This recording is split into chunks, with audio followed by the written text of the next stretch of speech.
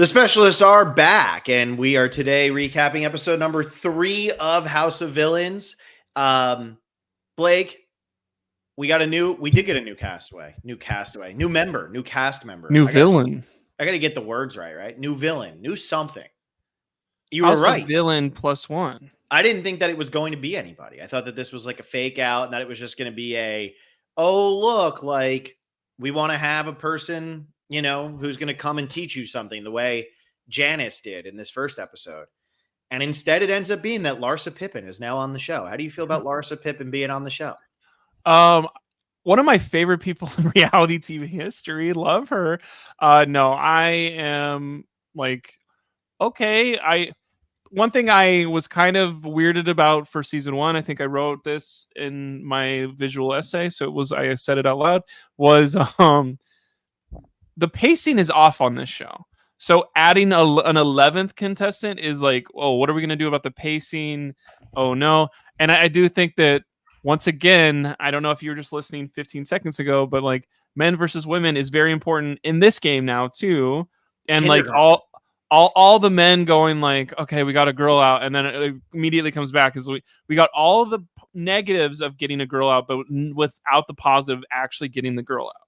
So now it's like they all 3 go up at the end of the show, and then a 4th one goes up. Secret, is just like, wow, our pacing is off, and now our villains are gonna play scared maybe because they don't know if we vote out a guy, will there be a guy replacement villain? Or like, I think what's interesting though is like, do you guys really like the 10 where it's somebody like this math doesn't even work of a supervillain?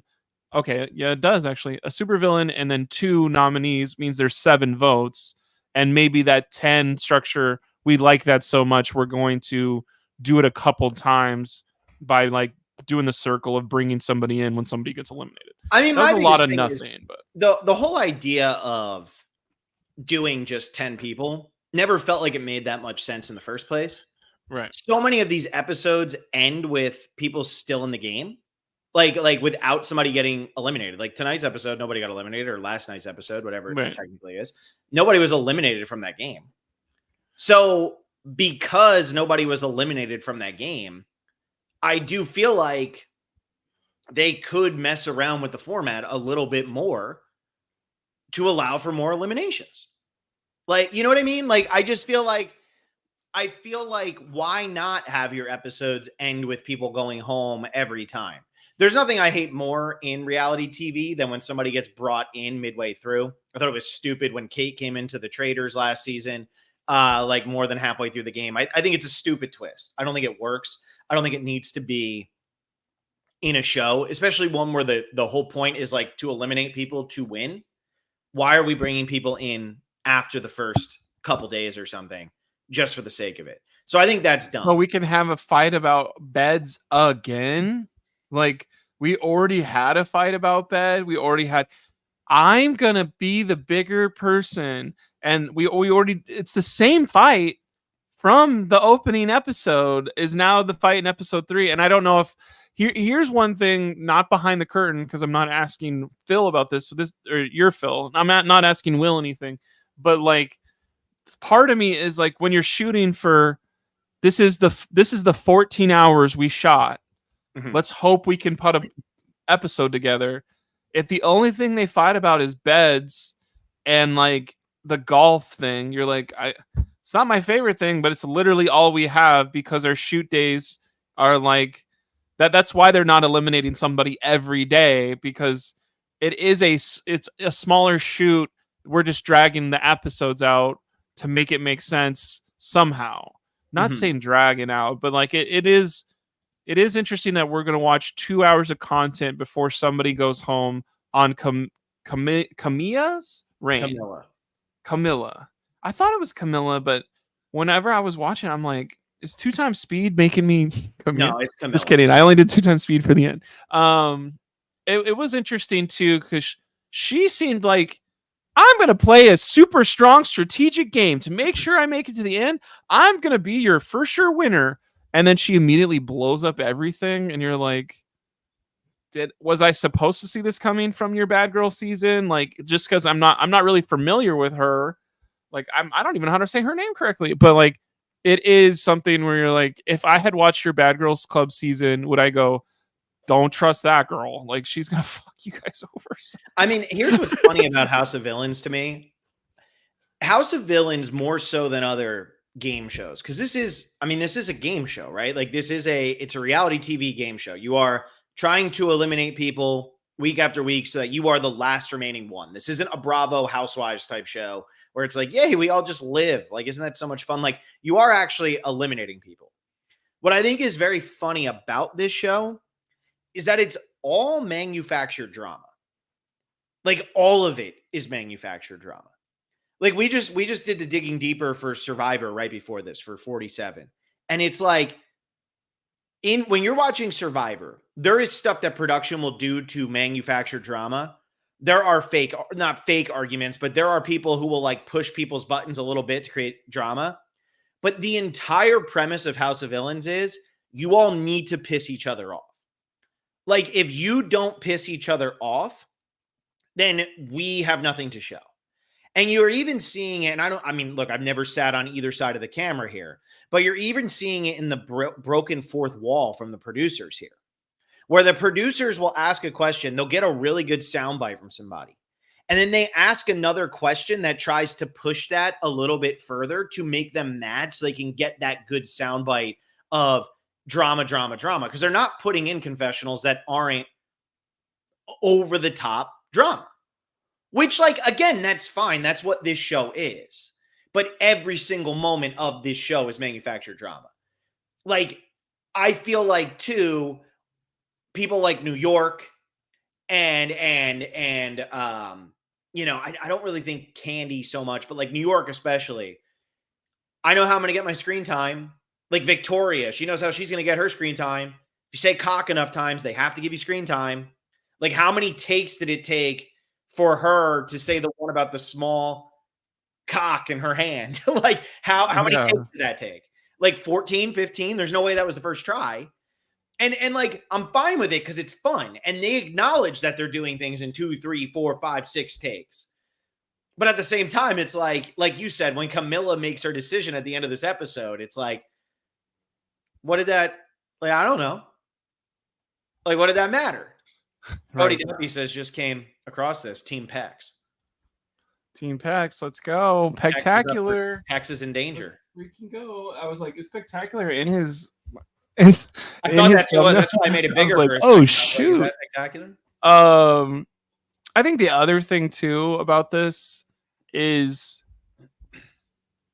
where we can have fun. So let's have the most fun possible, because there's not a lot of people watching this in the grand scheme of things, but it is like the best show that's premiered for E in 5 years. Mm-hmm. So like, yes, we got a season 2. I think the idea of like, is Rich going to be out for 50 because he did this? It's like, that's not what we're thinking about. Like, this is all accoutrement that's added to this. What did I like about the episode? Here's what I liked about the episode. I love the challenge was so bad. The challenge was so bad. What the heck? What's funny is, I don't know if you've ever seen Will's about to call you up and beat you up. The Genius. I mean, it was literally like, I'm about to compliment but also not compliment at the same time. The challenge was literally, we're just picking people. Mm-hmm. So there was no like, but the song choice gives somebody a tiebreaker, or there's somebody else. Wes is infinitely better than Bananas, so Wes is fine. He's wondering why Blake just got sidetracked. It's because Cody said this Wes get on anyone else's nerves. Yeah. So that's where Blake came from. But go ahead, finish your point. I was hoping for like, oh, there's some kind of twist in this ballroom thing, and the twist is like, now it's 2 groups of 4, and you're like, okay, that's not a twist. Oh, okay. I was hoping there would be something different, or like maybe a tiebreaker thing, or like, Camilla just backstabbed Rich is like the cool thing that happened.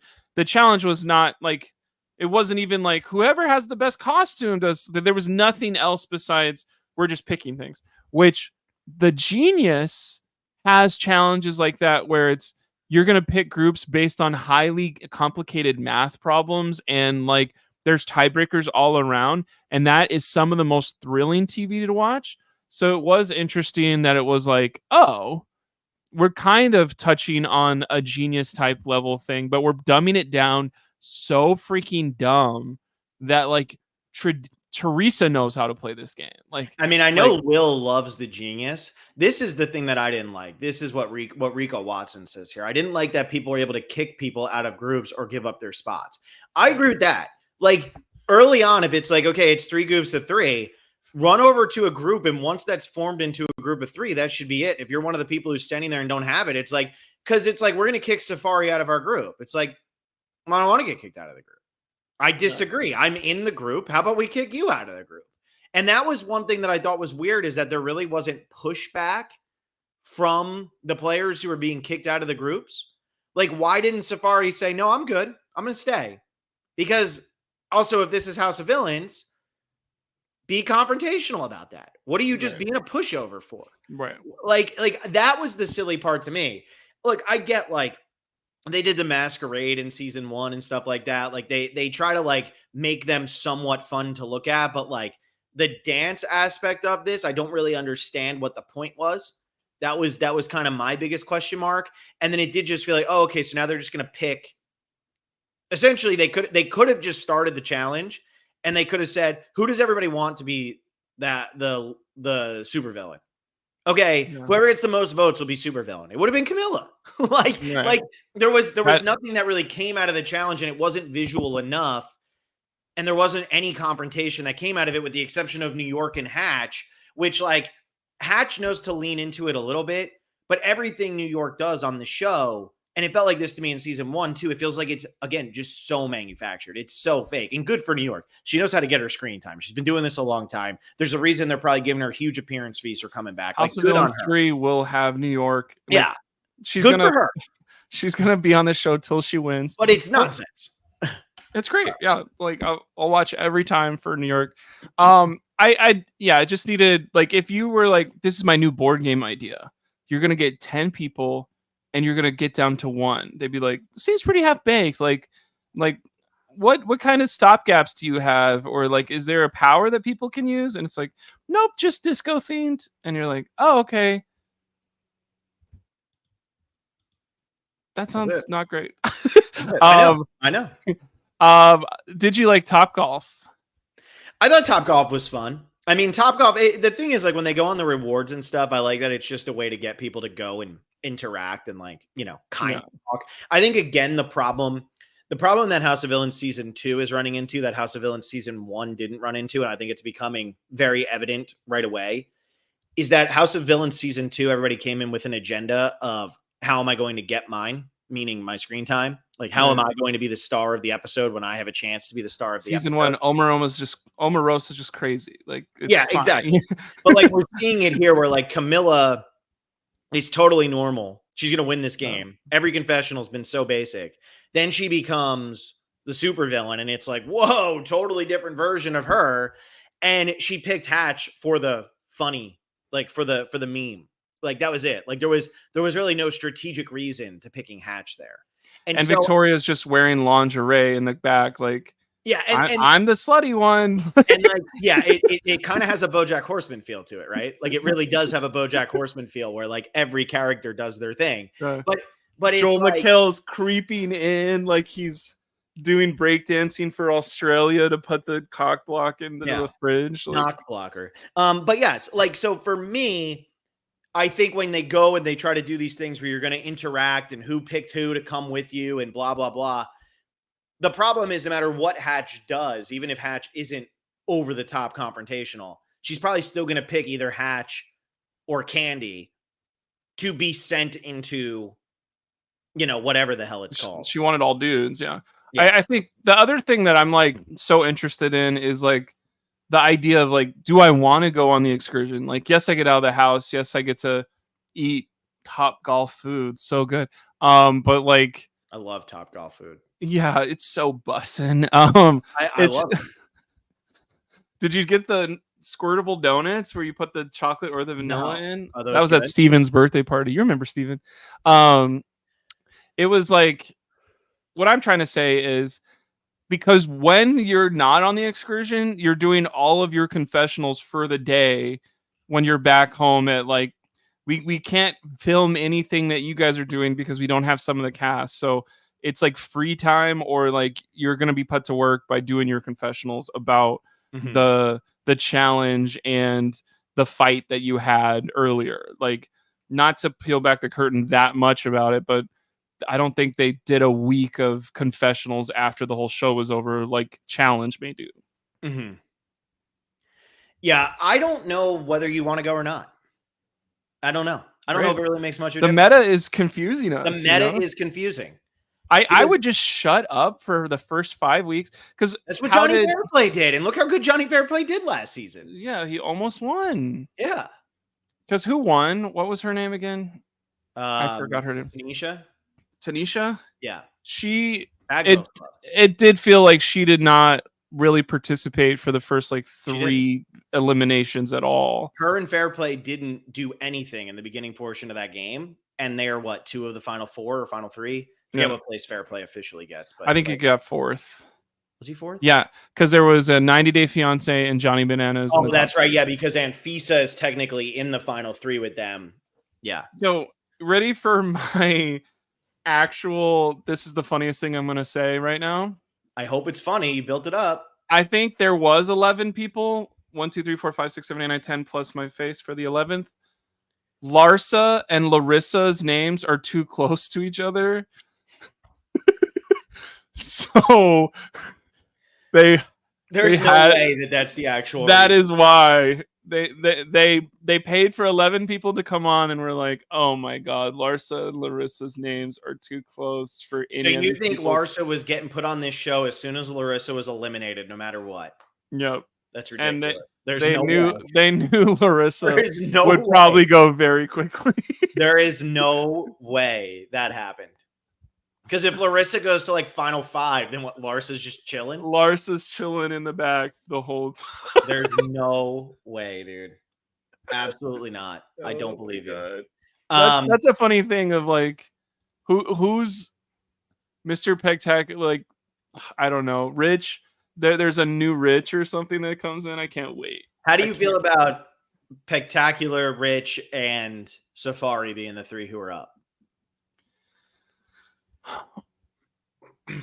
When they're motivated, I obviously Rich is going to be up for elimination, because like Mr. Pegtacular, when he's motivated, he was never really a challenge beast on either of his seasons of Big Brother. Mm-hmm. But I think he's like, if there's some money incentive, or if it's like, already got my appearance fee, goodbye. Like, not that he's in it for the money, but like, it doesn't feel like Mr. Pegtacular has set himself apart at all so far.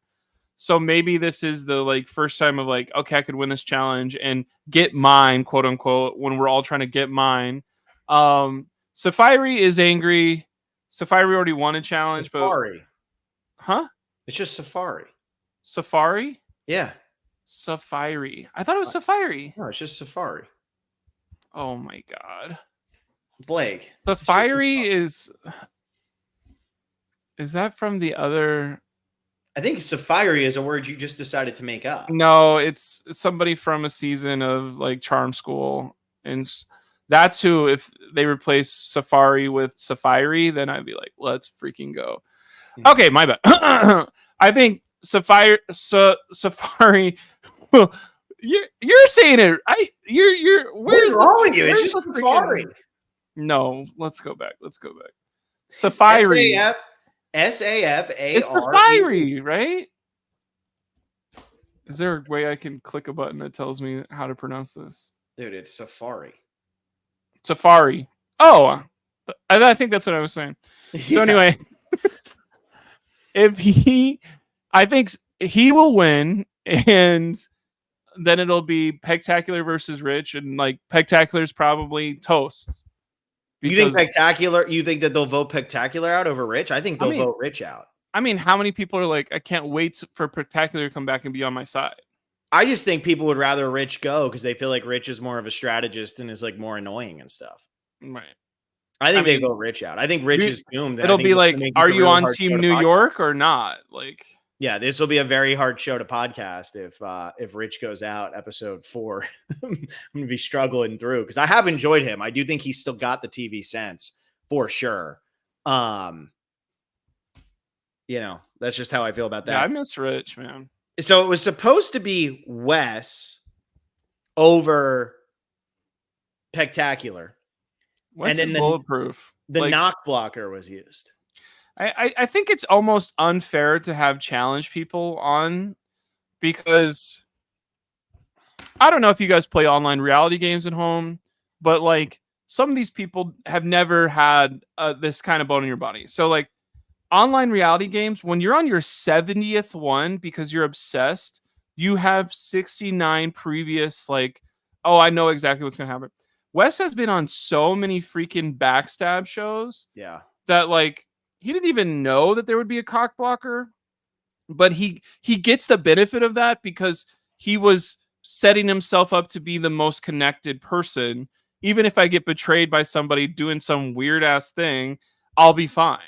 And it already paid off. And he gets to have his confessional of my dividends talking to, and you're like, okay, like people are not stock options, Wes. I know you're a finance guy now, but like let's figure out some other words to say. But it was just like Victoria, why is she saved Wes out of those 3? Could she have saved the knock blocker for a little bit longer, or is it a one-time use? Like, obviously, that is not explained to anybody. But like, is her number one Wes, or is she just like, oh, it'd be nice to have Wes be in debt to me? I think the knock blocker had to be used at this one. I think that it did tell her that she had to use it at the next whatever ceremony thing. I wonder if she told anybody about it. It doesn't look like she did, but I do wonder if Rico says it was one time. I'm sure she said that when she read it. I really do believe that too. But I agree. I think like Wes and Bananas and they're just like they've played these types of games so much. And there is a level, the challenge is different than Survivor. Because the challenge is also a show where a lot of the personalities that you're getting are bigger reality TV personalities. Like Survivor is very much a show where there is the social construct and there is the backstabbing and all of that. But how many Survivor players really go on to be huge TV personalities? It's not many. And in the new era, it's pretty much none. Whereas a show like The Challenge, it's like, okay, what other spinoff can we put you on? Like MTV has different personalities than what CBS is putting on. And right now, for a show like House of Villains, the MTV personality works. So Wes knows how to work with those types of personalities better than Hatch does. And I think he knows how to work with it better than Safari does. And so Wes has had people screaming in his face multiple times. Yeah. Rich has just had Sue. Exactly. And so for me, it's like, I think that everybody on this season is bringing it in some way, shape, or form. I just think that it's going to be a bummer. I think Rich is going to go, and I think that's going to suck. But I do agree with you. Like Wes right now, how does Wes go home? He's never going to lose in challenges to people. Like, yeah, okay, we talked about it last week. Like, is he going to win the walk of shame? No. But also, like, Wes is such a competitive guy. I could see him finding a way to win any of these things. So yeah, he gets saved by this. Victoria saves him.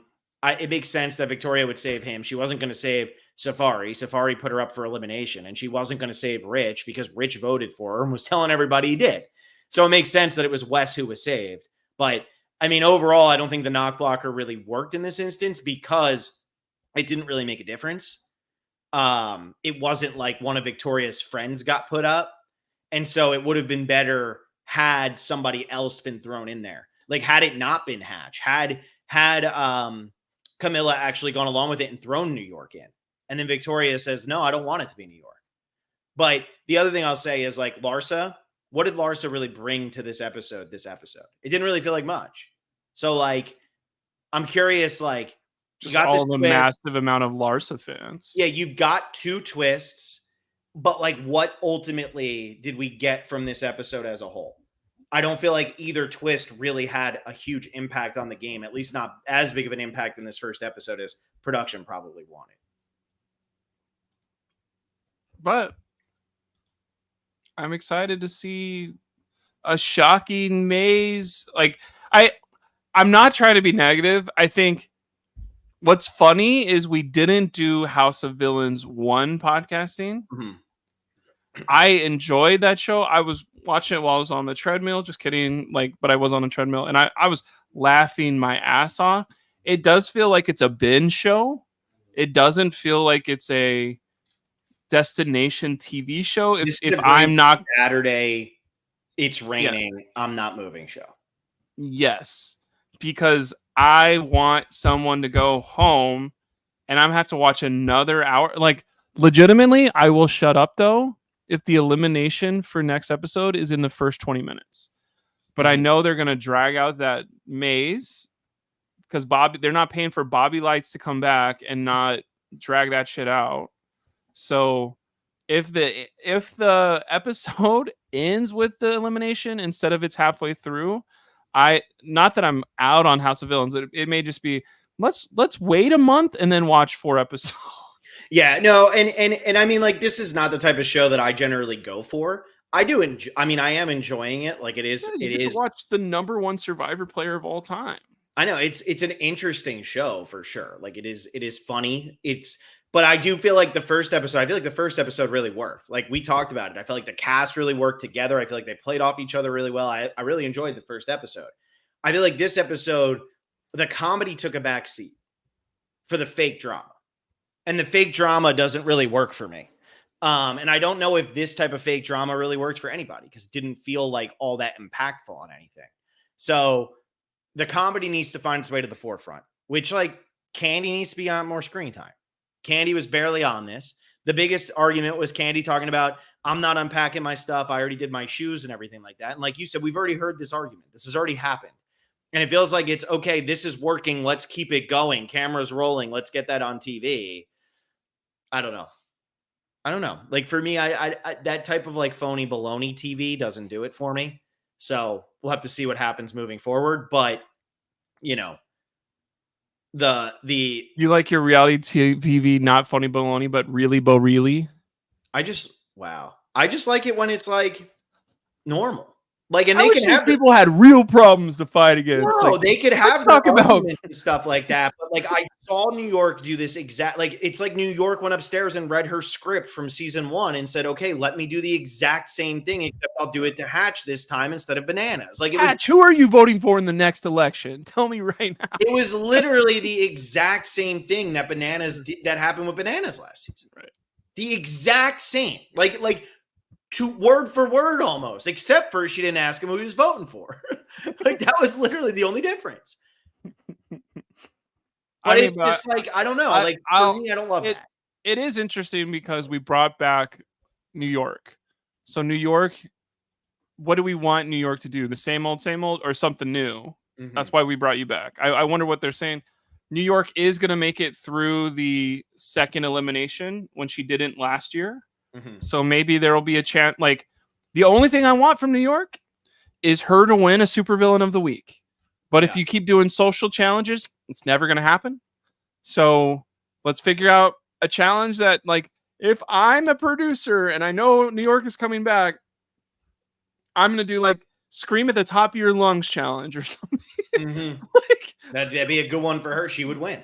like that's what I want is 1 week. Please God, to an hour-long thing of New York is in charge and gets to do whatever the hell she wants. That's it. Now she's eliminated and we can move on. She can come back for season 3 and yell at somebody again. Yeah. Yeah. I don't know. I felt like this episode turned into the individuals over the group together.